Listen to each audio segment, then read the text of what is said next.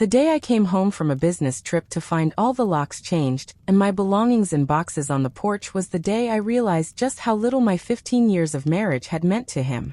I stood there in complete shock, rain soaking through my clothes, as neighbors peeked through their curtains at the spectacle my life had become.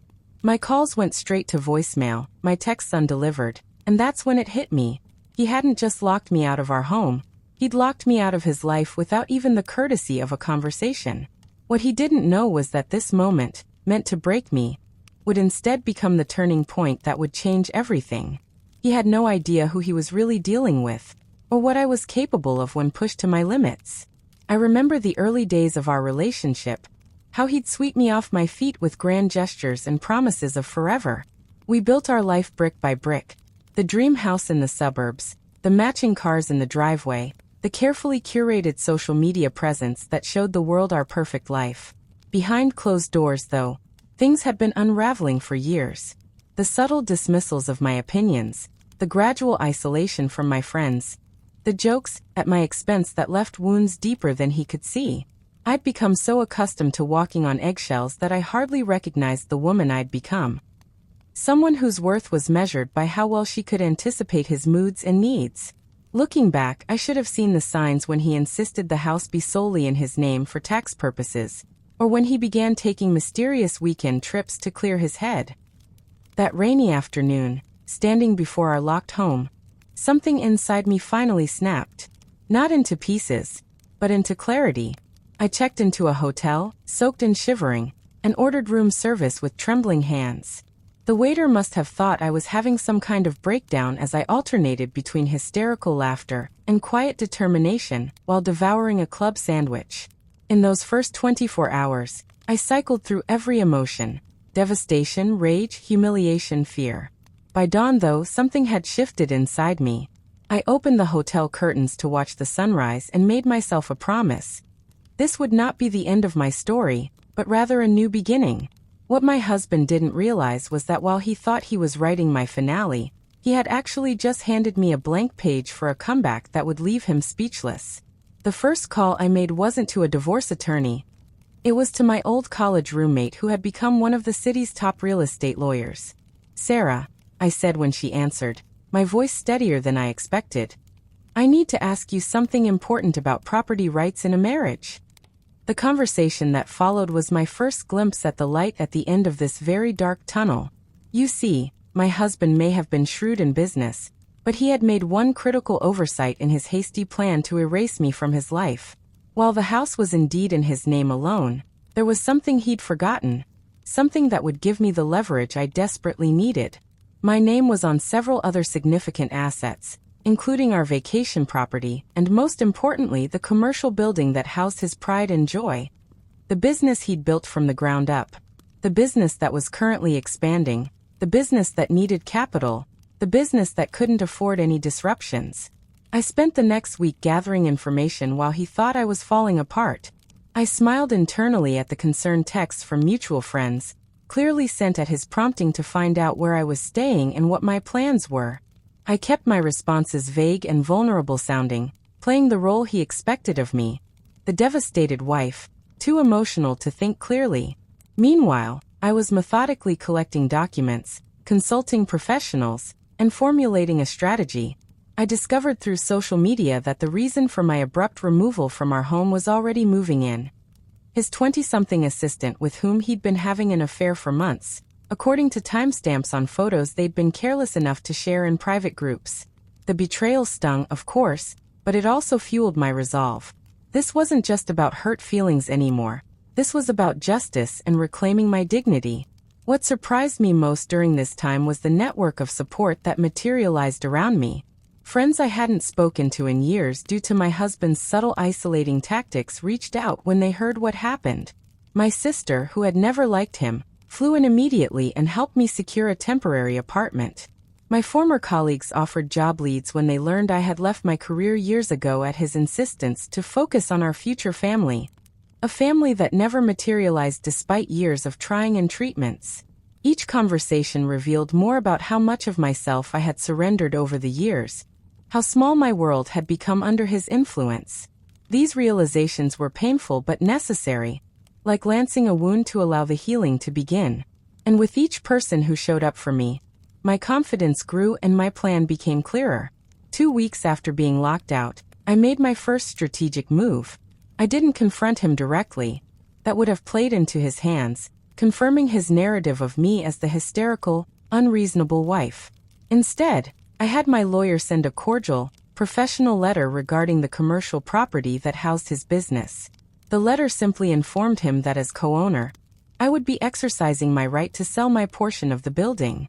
It mentioned nothing about our marriage, the lockout, or his betrayal, just straightforward business language about an asset in which I had every legal right to divest my interest. My lawyer later told me his attorney called within minutes of him receiving the letter, voice tight with barely controlled panic.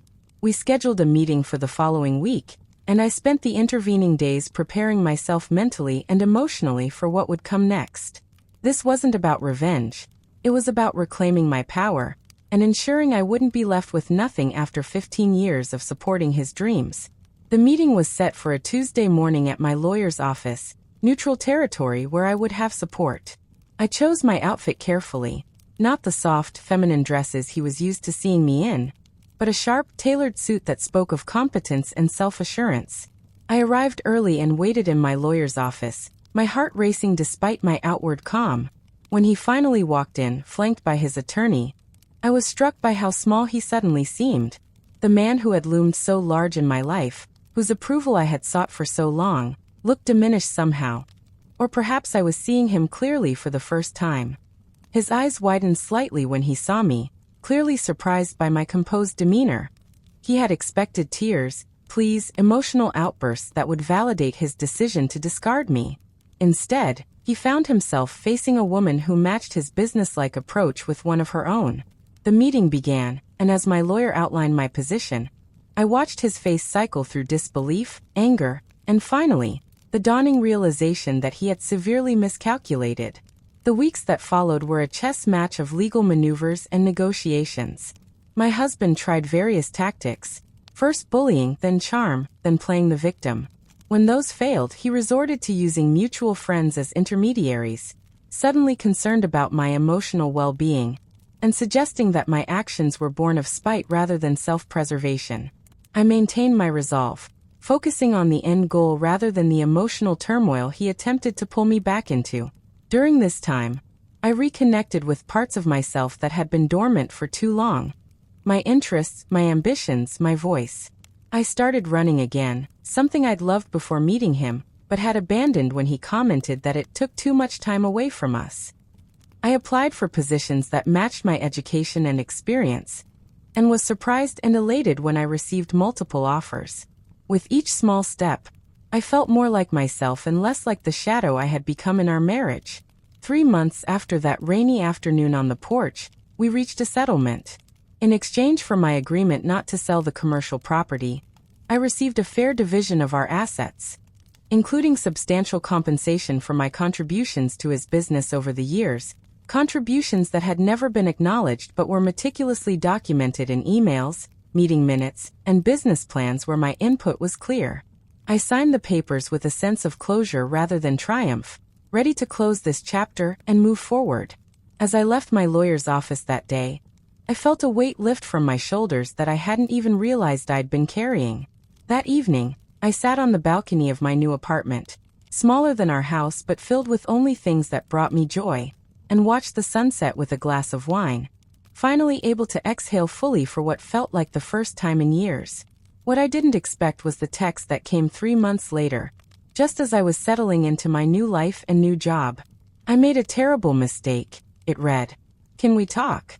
I stared at those words for a long time, feeling the pull of familiarity, the whisper of what once was. There had been a time when such a message would have sent me running back, grateful for the chance to return to the comfort of the known, even if that comfort came with conditions and compromises. I thought about all that had transpired, about the person I had rediscovered in myself during these months of rebuilding. After careful consideration, I typed my response simple and final. "No, you didn't make a mistake. You made a choice. And now so have I." I blocked his number before he could reply, not out of anger or resentment, but because some doors are better left closed. I had walked through a new one now, into a life defined by my own choices rather than someone else's. And I was never going back. Life has a funny way of coming full circle sometimes. Almost a year to the day after being locked out of my home, I received a call from a realtor friend who had helped me find my apartment. "You're not going to believe this," she said, excitement evident in her voice. "Your old house just went on the market, priced well below value, and the listing agent mentioned the owners are going through a messy split." I felt no satisfaction at this news, no vindication in knowing that the relationship he had traded our marriage for had apparently crumbled as well. Instead, I felt an unexpected wave of gratitude for the push that had forced me onto a different path. Over lunch with my realtor friend, I shared the story of that rainy day and everything that followed. She listened intently, then leaned forward with a sparkle in her eye. "You know," she said, "given your new position and the market right now, you could actually afford to buy it back if you wanted to." The suggestion hung in the air between us, a possibility I had never considered. I drove by the old house that evening, slowing down as I passed the familiar driveway. The garden I had meticulously tended was overgrown now, the curtains I had sewn replaced with generic blinds. I felt a momentary pang, not of longing but of recognition, like seeing an old photograph of yourself and acknowledging that yes, that was once you, but no longer. I could buy the house back. The thought was empowering in its possibility, and in my immediate certainty that I didn't want to. Some might have seen it as the ultimate revenge, reclaiming the space that had been taken from me. But I had built something better than revenge. A life that was authentically mine. Choices that reflected my true desires rather than reactions to someone else's actions. I drove back to my apartment. The one with the balcony where I'd watched so many sunsets and sunrises, where I'd hosted dinner parties with friends both old and new, where I'd started writing again, and knew I was exactly where I was supposed to be. People often ask me if I regret those 15 years, if I consider them wasted time. The question used to make me uncomfortable, uncertain how to reconcile the good memories with the painful ending. Now I've come to see those years as neither a mistake nor a waste, but as the particular path that led me to where I stand today. Every relationship leaves its mark on us, changing us in ways both visible and invisible. My marriage shaped me, sometimes painfully, like a bonsai tree constrained to grow in certain directions, but it also taught me strength I didn't know I possessed, resilience I might never have discovered otherwise. The lessons were costly, yes, but invaluable. How to recognize my own worth independent of another's validation. How to stand firm when it would be easier to bend. How to rebuild when what I thought was the foundation of my life crumbled beneath me. These are not lessons I would have chosen, but they are ones I have come to treasure. The most unexpected outcome of this journey has been finding my voice, literally. 6 months ago, I started a small podcast sharing my story and the stories of others who have reinvented themselves after profound loss or change. What began as a personal healing project has grown into a community of thousands who listen each week, many reaching out to share their own experiences of finding strength in their most vulnerable moments. There's a power in speaking your truth, in transforming pain into purpose. I receive messages daily from people standing where I once stood, in the rain, locked out, believing it was the end when it was actually just a difficult beginning. Some are going through divorces, others job losses, health crises, or the myriad other ways life can pull the rug out from under us without warning. I tell them all the same thing. Trust yourself enough to take that first small step forward, even when you can't yet see the path ahead clearly. The strength you need is already within you, sometimes just waiting for the right moment, even a devastating one, to reveal itself. Last week, I received an invitation that made me laugh out loud when it arrived in my inbox. A women's leadership conference wanted me to give a keynote speech about resilience and reinvention. The irony wasn't lost on me. 3 years ago, I had attended that very same conference with my husband, sitting quietly in the audience while he networked during breaks, introducing me as my wife, without mentioning my name or accomplishments. Now, I would be the one on stage, sharing the wisdom hard-won through my experiences. Life rarely follows the narratives we imagine for ourselves, and thank goodness for that. My carefully planned life had to fall apart completely before I could build something more authentic in its place. As I drafted my speech, I thought about what I wanted these women to know, what I wished someone had told me years earlier. The truth is both simpler and more complex than most self-help books would have us believe. Sometimes the worst thing that happens to you can lead to the best version of yourself, but only if you're brave enough to walk through the fire rather than trying to go around it. I don't tell this story to vilify my ex-husband or to position myself as either victim or hero. Human relationships are too nuanced for such simple categorizations, and we each played our part in the dissolution of our marriage. What I do hope my story illustrates is that endings, even painful ones, create space for new beginnings if we allow them to. The locked door that seemed like rejection became the push I needed to find my own keys, to open passages to rooms within myself I had forgotten existed. There's a certain freedom in having your worst fear realized. In my case, being discarded by the person who had promised to love me forever, and discovering that you survive it. Not just survive, but eventually thrive in ways you couldn't have imagined when you were in the depths of grief. The woman standing in the rain that day could never have envisioned the life I'm living now. And perhaps that's the most valuable lesson of all. Our inability to see beyond our present pain doesn't mean the future holds nothing but more of the same. The home we create within ourselves, the confidence, self-knowledge, and peace that no one can take away. That's the most secure dwelling of all. I learned this lesson the hard way, but I'm grateful for it nonetheless. When I think back to that rainy afternoon now, I no longer feel the sting of humiliation or the ache of betrayal. Instead, I recognize it as the first moment of my liberation, though I couldn't see it then through my tears. Life will continue to bring challenges, doors will close, relationships will end.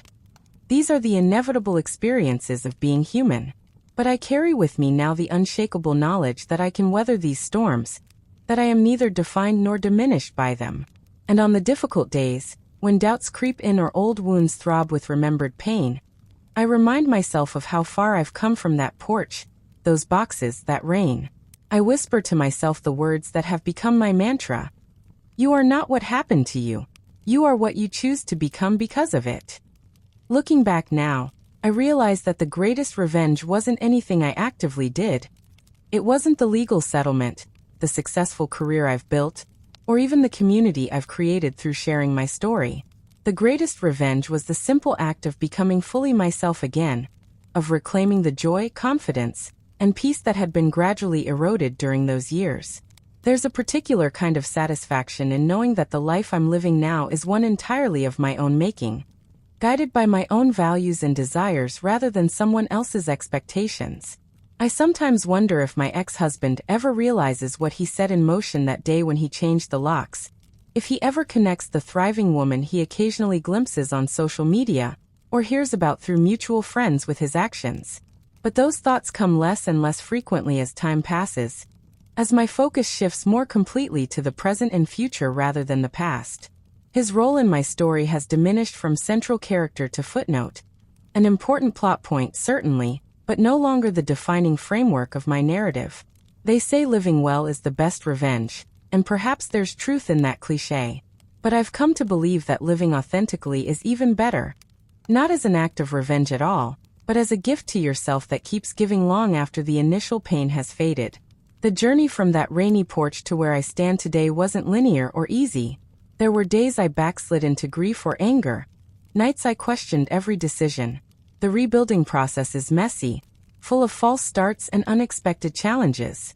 But it's also filled with discoveries and moments of profound joy that can only come after you've faced your deepest fears. I've learned to celebrate the small victories alongside the big ones, to honor both my vulnerability and my strength as equally valuable aspects of who I am.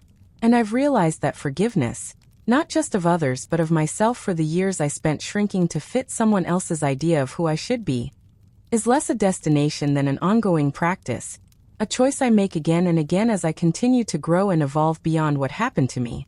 This morning, I woke before dawn and made my way to the beach near my new home, a place I'd always wanted to live but had compromised on during my marriage. I watched the sun rise over the water, casting light across the waves in shades of pink and gold. A family was setting up nearby for an early morning picnic, their laughter carrying on the breeze. An older couple walked hand in hand along the shoreline, matching their pace to each other after what must have been decades of practice. Life unfolding in all its ordinary miracle. Standing there with sand between my toes and salt air filling my lungs, I felt a surge of gratitude so intense it brought tears to my eyes. Not for what I lost, but for what I found in the aftermath. The self I rediscovered. The resilience I didn't know I possessed. The community that appeared when I needed it most. The future that continues to unfold in ways more aligned with my true self than I could have imagined when I was building my life around someone else's dreams. No locked door can keep out possibility. No ending can prevent new beginnings. And sometimes, the most unexpected plot twists lead to the most beautiful stories. I know now that every experience, even the most painful ones, holds within it the seeds of transformation if we're brave enough to plant them. When my husband changed those locks, he thought he was shutting me out of the life we had built. What he actually did was push me toward the life I was meant to live all along. I think of that moment often, not with bitterness but with a kind of wonder at how completely my trajectory changed from that point forward. It's human nature to resist change, to cling to the familiar even when it no longer serves us. Sometimes we need that push, that moment of absolute clarity when continuing as before is simply no longer an option. For me, that clarity came in the form of rain-soaked cardboard boxes, and a key that no longer worked in a lock. For you, it might come differently, but when it does, remember this: that ending is also a beginning. That closed door is an invitation to find a new path forward. That moment when everything falls apart might just be the moment when everything starts falling into place, in ways more aligned with who you truly are, and what you truly want from this one precious life we each are given.